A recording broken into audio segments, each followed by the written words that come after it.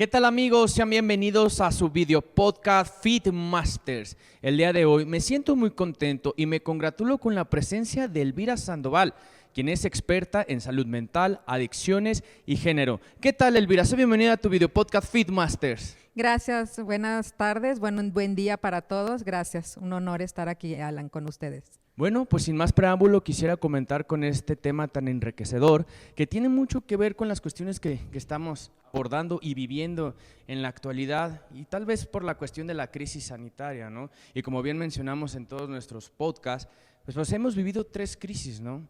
La sanitaria, la financiera y la psicológica, ¿no? Creo que estas han golpeado duro desde el año pasado por la cuestión de la pandemia y por eso es que quisiera comenzar con la siguiente pregunta, mi estimada Elvira.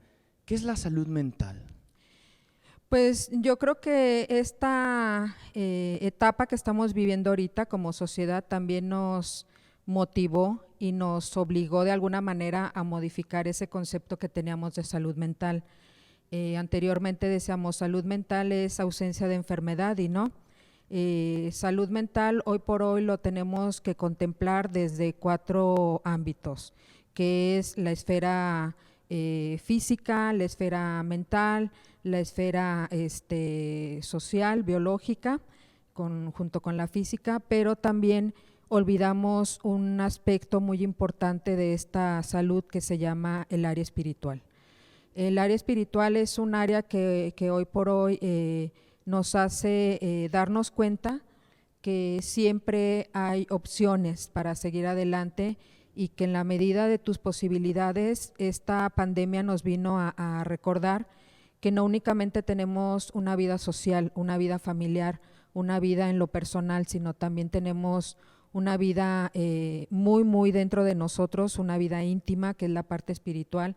Y por eso nos ha golpeado en la parte económica como un aspecto en lo social, nos ha golpeado en lo individual, que tuvimos que ser personas más tolerantes, tuvimos que ser personas más creativas, tuvimos que ser personas que nos adaptemos mejor a estas circunstancias, a este medio, a este contexto y también ser personas mucho más creativas.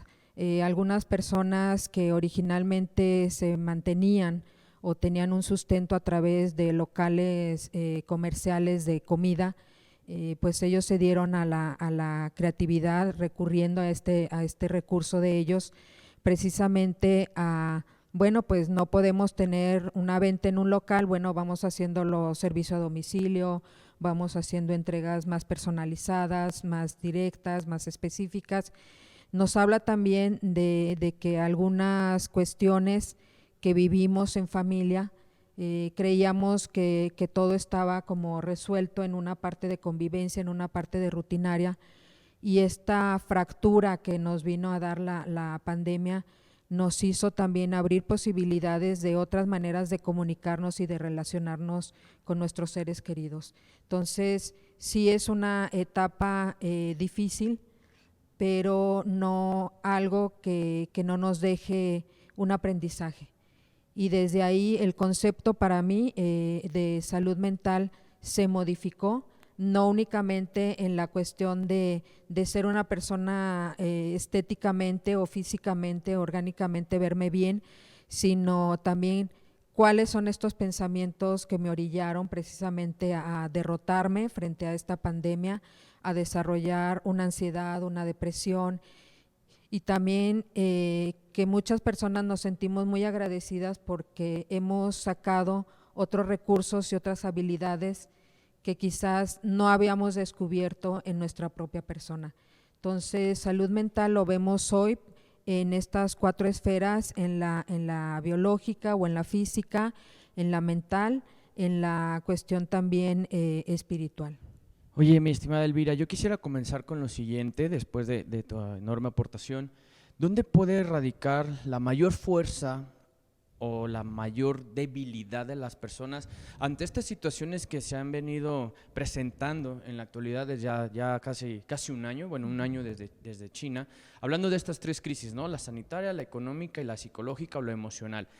¿En qué punto o en qué panorama nosotros como individuos podemos aumentar esta salud mental o incluso permitir que nos disminuya, que nos baje energía, que incluso nuestra atención hacia las cuestiones externas pues nos afecte, ¿no? Porque bien decían altos expertos que no debemos permitir que lo que está afuera pues funja en nuestro interior, ¿no? Porque al fin y al cabo cada uno de nosotros que estamos aquí presentes pues somos el reflejo de cada grupo en sociedad, ¿no? Todos somos uno al fin y al cabo. Entonces, ¿qué sugerencia nos pudieras aportar o compartir en el sentido de que cómo podemos elevar nuestra salud mental? El hecho de decir, sí, hay una crisis sanitaria que está golpeando fuerte, incluso está la crisis económica, ¿cómo puedo hacer yo o cómo puedo mantenerme firme para que esto no me perjudique, para que esto no afecte sobre todo mi esfera interna, familiar, social, de trabajo, en equipo? O sea, ¿cómo puedo alejarlo, evitarlo, hacerlo a un lado? Hay una teoría que es precisamente la logoterapia. Su fundador, el doctor, un médico psiquiatra, Viktor Frankl. La logoterapia es la terapia del sentido de vida. ¿Por qué empecé compartiendo esta definición de la salud mental con el aspecto también, incluyendo el aspecto espiritual? Porque él habla de algo que se llama esperanza. Y él nos comparte, él hizo un libro precioso que se llama El hombre en busca del sentido. Él fue un sobreviviente de los campos de concentración en Auschwitz, y él escribió todas estas experiencias y las plasma precisamente en este libro.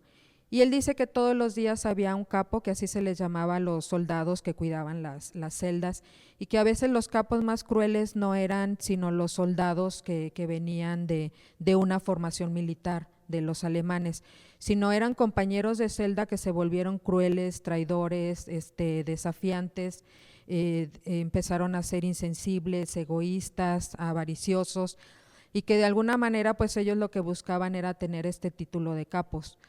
Entonces, todos los días había un capo que le decía al doctor Viktor Frankl: el día que yo quiera, tú mueres, el día que yo lo decida, te mando fusilar. Y él ya cansado también, porque a él nunca se le reconoció su mérito de psiquiatría, siempre fue un preso más. De hecho, él tenía muy grabado su número de preso.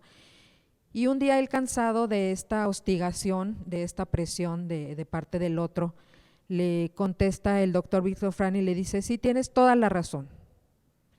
El día que tú quieras yo muero, el día que tú lo decidas me manda a fusilar. Pero yo decido si muero feliz o si muero triste. Eso lo decido yo y eso nadie me lo puede quitar. Entonces, a esto Viktor Frankl dentro de la logoterapia le llama una actitud, el sentido de la actitud. Ahorita todos estamos sumergidos en esta crisis, en esta pandemia, pero la elección de si yo tengo posibilidades de modificar esto y de sentirme mejor, eso lo decido yo. Independientemente de las pocas o muchas posibilidades que tenga de reafirmarme como persona, también tengo muchísimas posibilidades todos los días de modificar mi diario vivir, de cambiar mi hoy si yo lo elijo así. Si tú no puedes cambiar el contexto, sí puedes cambiar la manera de cómo percibes y cómo interpretas lo que estás viviendo. Por eso muchas personas vemos estas crisis como oportunidades y vemos estas crisis también como un aliento y una motivación a dar lo mejor de nosotros y a lo mejor descubrir capacidades o habilidades que no habíamos tenido la oportunidad de poner en práctica. Muchas personas se hicieron muy talentosas, muchas personas se dieron a conocer, muchas personas inclusive descubrieron otra manera de mantener como esta esperanza, porque lo contrario a la esperanza se llama desesperanza. Y la desesperanza está muy ligada a algo que se llama ira. La ira viene precisamente porque yo pierdo el control de lo que a mí me gustaría que esto sucediera y de que sucediera de esta manera. Entonces, cuando amenazas mi rutina de seguir viviendo como habíamos estado viviendo, me lleno de enojo, me lleno de ira, y esta ira lo que me resulta es precisamente la desesperanza y darme por vencida, derrotarme. Entonces, la invitación es ver el otro camino que tenemos a un lado que se llama esperanza, y la esperanza es que todos los días, si yo lo elijo así, no podré cambiar mi exterior, pero lo que sí puedo cambiar es mi interior, lo que sí puedo cambiar es la manera que estoy pensando, lo que sí puedo cambiar es cómo me estoy sintiendo, y que no depende de que el otro se sienta bien para yo estar bien, no depende de que el otro haga o no haga para yo poder hacer o no hacer o dejar de hacer. Entonces, la invitación es que cuando nosotros perdemos la esperanza, nuestro interior, nuestra vida emocional, nuestra parte mental se llena de algo que se llama precisamente vacío existencial, donde si yo no tengo un objetivo, una razón de ser, o no hay algo que me inspire a lograr algo, por ejemplo, ¿por qué estamos ahorita aquí compartiendo esto? Porque tú y yo compartimos la motivación de que aún con la pandemia hay muchas cosas que hacer, y hay muchas cosas que no se han dicho, y hay muchas cosas que podemos crear a través precisamente de esta situación que estamos viviendo. Entonces, ¿cuál es la invitación? A mantener la esperanza, porque todos los días estamos plagados de oportunidades, cada minuto está plagado de oportunidades de hacer este cambio si yo así lo decido, si yo así lo elijo. Oye, mi estimada Elvira, yo quiero hacerte una pregunta aunado a todo lo que has mencionado y también quisiera hacer un breve resumen de las aportaciones. Entonces, yo soy dueño de mí y dueño de lo que pueda perturbar en mi cabeza, de lo que pueda perturbarme en mi interior. Y también es importante que esta cuestión o este control, o llámese este equilibrio, que desde mi punto de vista sería la palabra correcta, desde este equilibrio, pues tampoco perturbar al prójimo, ¿no? Pero ¿qué es lo que sucede? Y a eso viene mi pregunta. ¿De quién depende o de quién radica que las personas, por ejemplo, adolescentes, jóvenes adultos, incluso adultos ya mayores, aprendan a tener la salud mental? Digo, porque no todas las personas tienen esto, y eso se refleja en el día a día cuando sales a trabajar, estás conduciendo y ya pasaste por un vehículo y te recordaron a tu mamá y hubo agresiones, hubo lenguaje verbal, o incluso hay un maltrato en el trabajo, incluso hasta en el hogar, ¿no? Digo, porque por la cuestión de la pandemia, pues muchas personas se vieron inmiscuidas en violencia intrafamiliar, incluso yo, tu servidor, que soy abogado, pues también aumentaron los divorcios, ¿no? Y lamentablemente, si ya nos metemos en cuestiones financieras, pues también hubo empresas que quebraron. Entonces, ante vicisitudes y obstáculos que se están presentando, yo quisiera aportar una pequeña atribución, y siento que en vez de ser resilientes al cambio, ser resilientes a lo que estamos viviendo, lo importante creo que es aceptar, ¿no? Aceptar que sí estamos ante una situación difícil, pero como todo lo difícil y todo lo fácil se va, pues esto también va a suceder, ¿no? Y yo estimo que también a mediados de este año, con la emisión de las vacunas, pues el coronavirus cada día sea más vulnerable, sea más débil y se retire, ¿no? Pero que sí sea importante que esta lección, como tú bien mencionas, realmente quede en nosotros, ¿no? Que aprendamos a cuidar al prójimo, a cuidar al medio ambiente, a cuidar nuestro entorno social, a cuidar nuestra labor, a cuidar cada uno de los roles sociales que realmente nosotros estamos en nuestro día a día, ¿no? Entonces, reitero mi pregunta, ¿de quién depende? Si yo, por ejemplo, hace 2 meses o 2 años, antes de la pandemia, durante la pandemia, no concibo cómo obtener esta salud mental, depende de las autoridades, depende de mis padres, depende de los líderes sociales. ¿De quién depende? ¿Quiénes son los responsables de que esto realmente no esté? Al menos en México y en Latinoamérica. Mira, aquí tocaste varios puntos. Uno es la enfermedad mental sí trae algunos orígenes en la familia, es decir, algunas enfermedades mentales precisamente tienen una cuestión hereditaria algunas. Por ejemplo, la cuestión de la esquizofrenia. Falta que revisemos cada uno de nosotros como estos antecedentes de salud mental en nuestras familias para a veces descubrir que hay antecedentes de depresión, de ansiedad, de suicidios, de violencia, de otros trastornos mentales. ¿Por qué está relacionada la salud mental también con otro aspecto que se llama el consumo de las sustancias? Porque precisamente muchos adolescentes no tuvieron como esta formación de autorregularse, de autocontrolarse, con una función muy importante en la salud mental que se llama contención. Nosotras las madres, desde que estamos criando a nuestros hijos, hacemos una labor de contención emocional. Cuando mi hijo empieza a desafiar, empieza a ser intolerante, empieza a ser muy demandante, muy exigente, mamá principalmente es la que contiene esa emoción. Cuando no hay esta contención, se desborda la emoción o se desborda este estado anímico, este estado emocional, y por eso desarrollamos ciertas características en nuestra personalidad, como la intolerancia y la frustración. Entonces, ¿qué tenemos ahorita? Muchos adolescentes que se frustran precisamente porque son poco tolerantes o nada tolerantes a estas situaciones donde les dicen ya no puedes salir, está restringido tu asistencia a ciertos lugares, a ciertos grupos, o si vas a salir tienes que salir con estas medidas preventivas. Entonces los adolescentes o los jóvenes dicen, ¿y por qué? ¿Por qué tengo que cumplir con eso? Yo veo que no me estoy enfermando, nadie de mi familia se ha enfermado. Entonces es como una característica muy soberbia y muy egoísta. Y tiene una personalidad, hay una personalidad que inclusive a mí me ha tocado atender con las cuestiones narcisistas, ¿sí? Con rasgos narcisistas. Y esto desde el punto de vista en lo familiar, sí hay algunos orígenes, sí hay algunas cuestiones hereditarias, vamos a ponerlo así, para que nos entienda la mayoría de la gente en la salud mental. La enfermedad mental lo traemos en nuestro ADN, sí. Yo traigo la enfermedad mental en mi ADN, pero esto no es lineal o no es algo obligatorio. Entonces, hay madres que están, que son deprimidas, que están en depresión, no se han dado cuenta y les modelan a los hijos precisamente de lo que hablábamos ahorita, esta cuestión de desmotivación, de desesperanza. Entonces, ¿cómo una madre que está en depresión puede criar a sus hijos en un ámbito de inspirarlos a que pase lo que pase, aún en la adversidad? Ellos tienen muchas posibilidades de salir adelante y de tener un éxito independientemente de mi estado anímico, de cómo yo me sienta.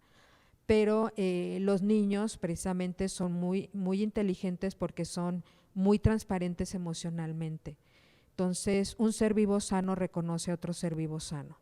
Y esto lo hablamos desde un principio ecológico. Con las plantas, por ejemplo, tú riegas todos los días un césped, un pasto, y este pasto es agradecido cuando tú lo atiendes, cuando tú lo estás regando todos los días y lo ves que crece verde y lo ves muy bonito y te inspira precisamente esta sensación de bienestar, y que dices, qué bonito está mi jardín, qué padre que me dicen que qué bonito mi pasto, que le pongo, nada, simplemente lo atendemos. Pero en estas posibilidades nosotros nos sumamos, nos imanamos con otra persona que tenga estas mismas convicciones, por ejemplo, de échale ganas, vamos a salir adelante. No estoy diciendo para nada que con una personalidad depresiva nosotros le decimos échale ganas porque es una enfermedad.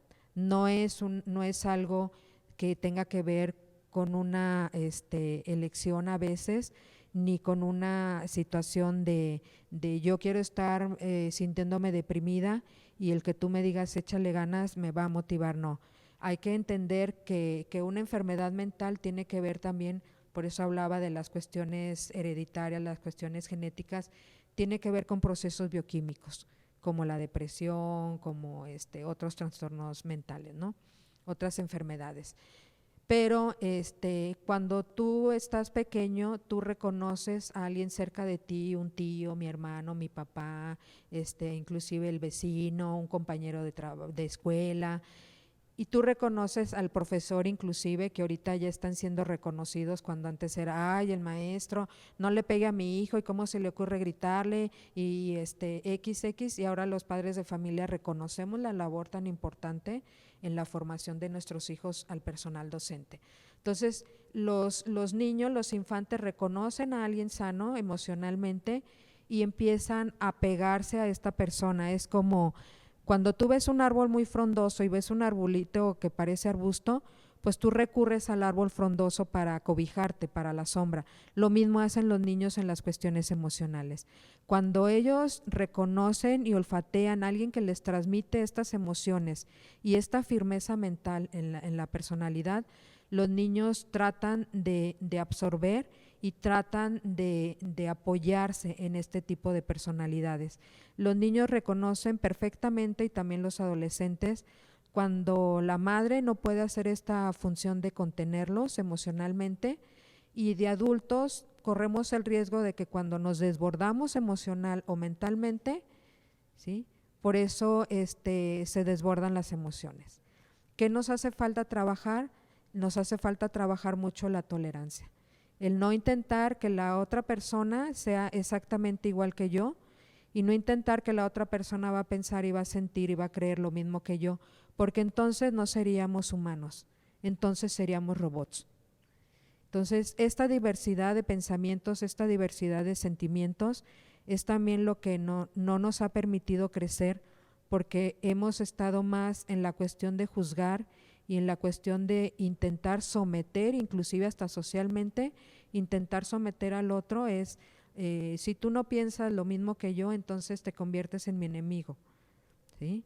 Y no hemos respetado esta diversidad de pensamientos, no hemos respetado esta diversidad de sentires, y por lo tanto, ahorita esta pandemia que nos regresó, pues a mí la pandemia me regresó lo que es Elvira. Si Elvira era una persona intolerante, la pandemia me vino a reforzar y a ponerme frente de mí mi intolerancia, y todo el tiempo estoy gritando porque hay tanto tráfico, si se supone que no podemos salir, ¿y por qué esto y por qué aquello y por qué? Y a todo estoy viendo la intolerancia, pero es algo que yo ya traía, no es algo que la pandemia o el COVID me regaló. Me vino a recordar mi intolerancia, pero en otro escenario. Entonces, si yo fui una persona o soy una persona insensible precisamente a no respetar a los demás, a discriminar y a rechazar y a estar hostigando a otros, intentar someter a otros, porque no coincide su pensamiento, su sentimiento conmigo, a eso es a lo que Martha Nussbaum le llama la teoría del asco, y que es una cuestión que tiene que ver con un sistema, y al sistema a veces le ha convenido dividirnos, porque precisamente es una forma de intentar controlar y de someter. Entonces, cuando hay estas fracturas en nuestros ámbitos sociales, pues es más fácil que yo pueda someter a dos personas a someter a un grupo de personas. Entonces, Martha Nussbaum lo menciona, la teoría del asco, como esta teoría de la repugnancia, de esta teoría que se hace la discriminación, y esta teoría que hace la división precisamente de estas personas. ¿Qué hemos hecho nosotros?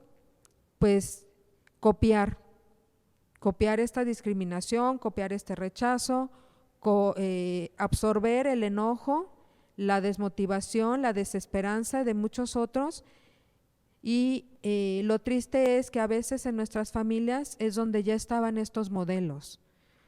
¿De qué me sirve a mí saber que la violencia ha aumentado, la violencia familiar, que han aumentado los feminicidios, que han aumentado las cuestiones de ansiedad, las cuestiones de depresión?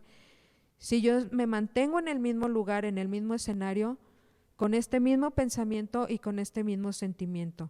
O sea, estoy atorada precisamente, no nada más en la cuestión de la pandemia, ya estoy atorada en mi pensamiento, y lo que yo pienso, como yo interprete la realidad, no es la realidad, es mi interpretación. Pero el que yo te comparta a ti cómo estoy percibiendo este escenario, no quiere decir que ese escenario es el real, es una mera interpretación. Oye, mi estimada Elvira, yo quisiera hacerte una pregunta muy puntual, y creo que sí tengo que hacerla muy directa, en el sentido siguiente. ¿Desde qué momento las personas podemos inmiscuir en nosotros o realmente aportar una aceptación, un reconocimiento de que realmente nuestra salud mental no está en el camino óptimo, no está en el punto de equilibrio o en el punto cero, para que en su momento pues puedas, como quien dice, establecerte con armonía, ¿no? Que realmente no seas una persona nociva, que no quieras dañar o perjudicar a los demás mediante una cuestión, como tú bien mencionas, que no has trabajado, que ya traías y que simple y sencillamente lo escupes o lo avientas a otras personas para que estas mismas se llenen de esa nocividad que tú tienes o esa toxicidad, ¿no? Entonces, ¿en qué momento las personas podemos a lo mejor generar una conciencia y darnos cuenta de que tenemos una situación que hay que trabajar, en la cual pues nuestra salud mental es deficiente, no tenemos un equilibrio,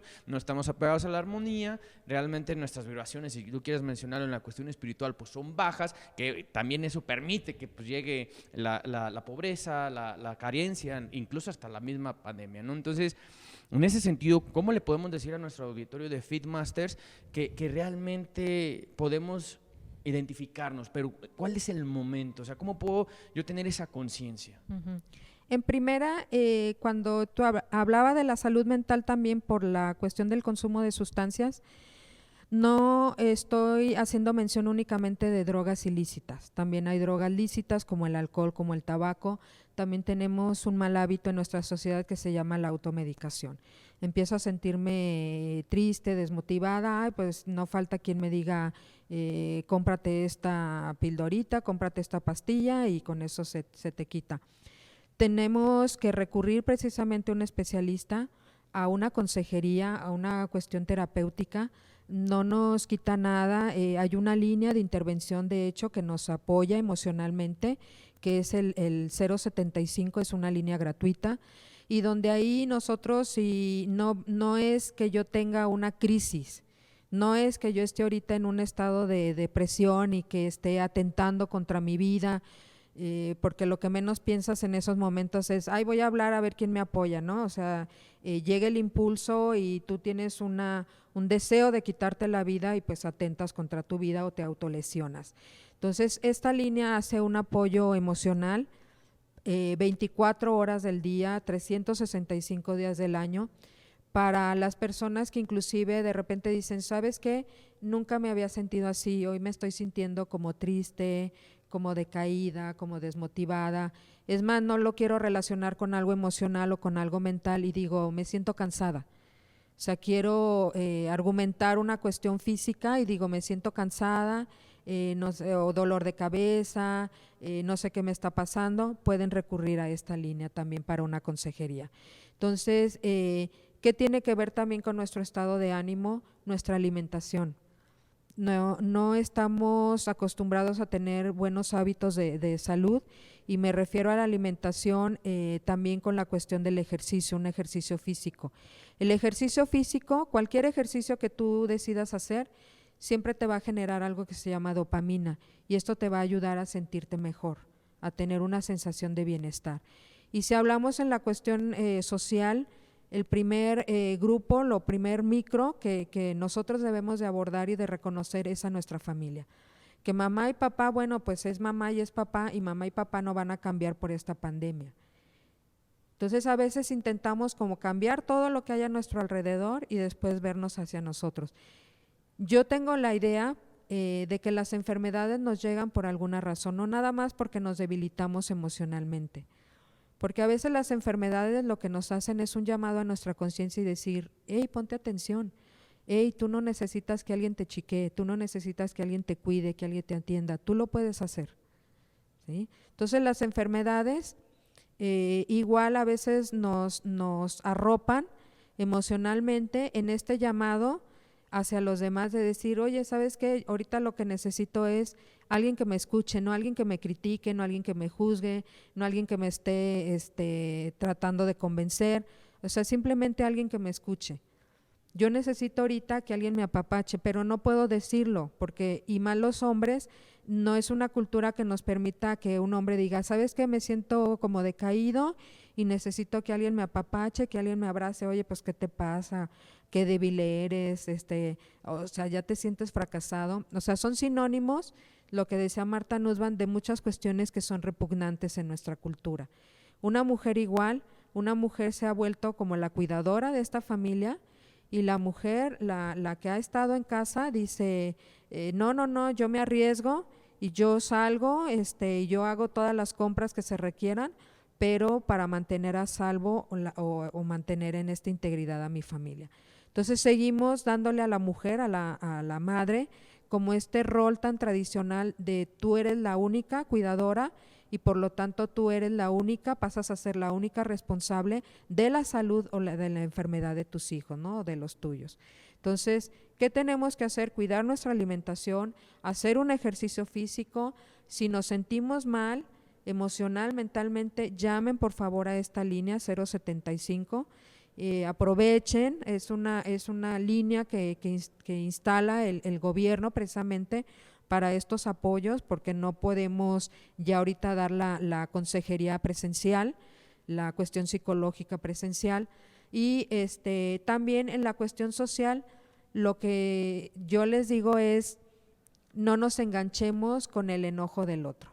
Si el otro está muy enojado, si el otro está muy desesperanzado, bueno, él encontrará una luz en su camino, él encontrará como una motivación, una persona que lo inspire a cambiar, a modificar, pero no nos enganchemos con este enojo, es su malestar, es su desesperanza, no es mi enojo, no es mi desesperanza.